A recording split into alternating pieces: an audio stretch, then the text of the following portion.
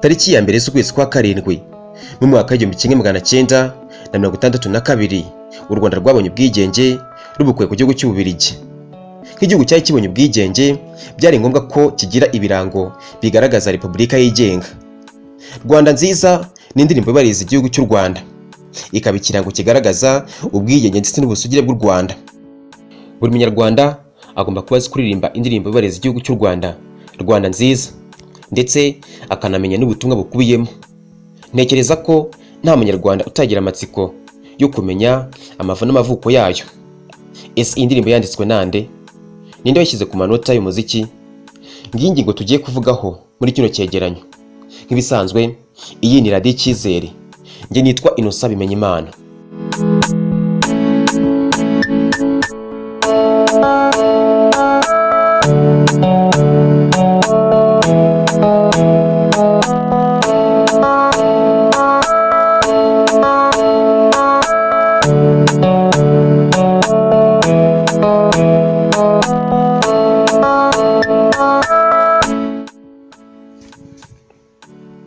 Tariki 25 z'ukwezi kwa 9 mu mwaka w'1961 mu Rwanda habaye kamarampaka cyangwa se referendum mu ndimi z'amahanga.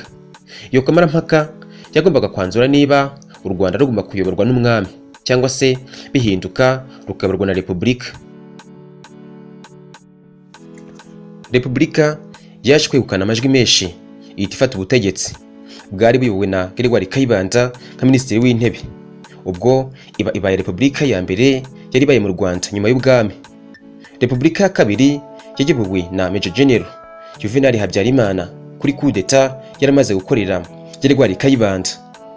Izi repubulika zombi zakoresheje indirimbo yubahiriza igihugu imwe, ni indirimbo yitwaga Rwanda rwacu.